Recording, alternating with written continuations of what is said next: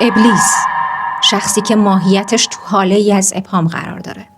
معلوم نیست از تیر و تبار اجنه هاست یا از فرشته هایی که بعدش سقوط کرده.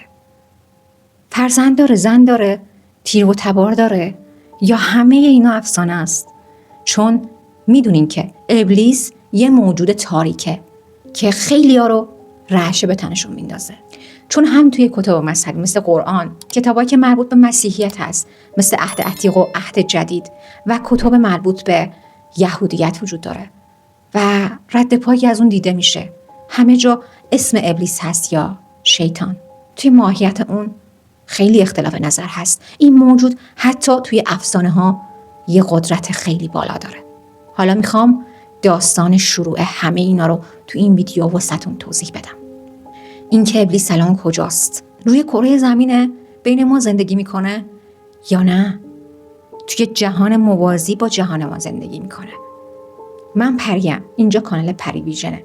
اگه از این ویدیو خوشتون اومد خواهش میکنم سابسکرایب کنید و لایک کنید. بریم ادامه ویدیو.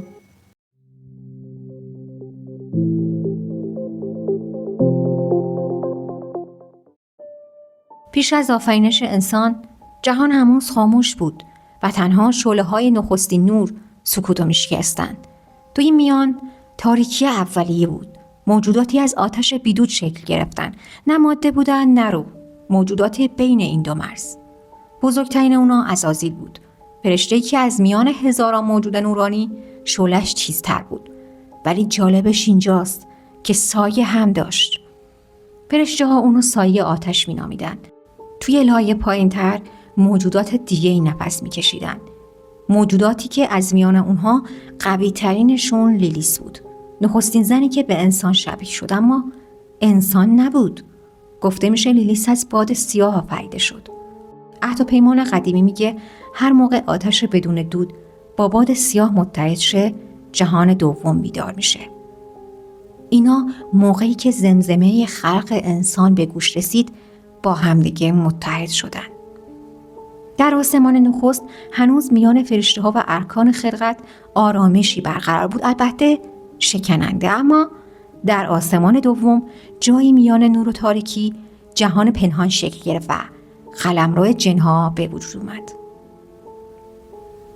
این جهان نه بالا بود نه پایین، بلکه بین الارضتین یا لایه مرزی نام داشت. لیلیس اونجا سلطنت داشت، ملکه‌ای که از جنس زن بود اما ازدواج براش مفهومی نداشت. در یکی از شب‌های آفرینش لیلیس به عزازیل گفت با خلق انسان تو قطعاً از چشم میافتی. این پیشگویی نخستین جرقه شر در دل عزازیل رو روشن کرد. عزازیل خندید، خنده‌ای که بعدها نامشو ابلیس کرد و دور شده و طرد شده نام گرفت. وقتی انسان خلق شد فرشته‌ها به سجده افتادن، اما عزازیل سجده نکرد و ایستاد. لیلیس هم که از دور تماشا میکرد، انگار میدونست که این لحظه آغاز سقوط هاست. رانده شدن عزازیل از آسمان سقوط نبود، انتقال بود، انتقال به جهان لیلیس. و این دو قدرت قدیمی توی جهان بین زمین و آسمان کنار هم قرار گرفتن. جهان جنها، میگن تو دنیای اجنه یه درختی هست که ریشه هاش به دنیای ارواحه و میوه هاش از ترس انسان تأمین میشه. یعنی انسان هایی که میترسن یه غذا تو اون دنیا رها میشه. روی این درخت ابلیس بر شاخه خشک همون درخت نشست و تاج تاریکی رو بر سر گذاشت و میگن لیلیس تاجی از استخوان‌های کهنه به او داد که نشانه پادشاهی میان لایه هاست. اتحاد این دو زاده عشق نبود، ترکیب قدرت بود و بچه هاشون شیطانک نام گرفتن. این موجودات توی جهان انسان دیده نمیشن، اما اثرشون توی خوابهای تاریک حس میشه. ابلیس به قبیله های آتش حکومت داره و لیلیس به قبیله های بادهای تاریک. اتحادشون حجاب میان جهانها رو نازکتر میکنه. به این اتحاد میگن پیمانه شب. برای همین این موجودات در شب دیده میشن. ابلیس اصلا در جهان مادی ظاهر نمیشه، ولی لیلیس در خوابها وارد ذهن میشه، چون از جنس خیاله، چون از جنس باده و باد و خیال با هم یکی هستن. توی ابعاد بین مرزی جنگ هایی رخ میده بین قبیله ها. این جنگ ها توی زمین دیده نمیشن، اما اثرشون توی اضطراب جمعی کاملا دیده میشه. هر موقع که اضطراب جهانی افزایش پیدا کنه گفته میشه پیمان شب فعاله.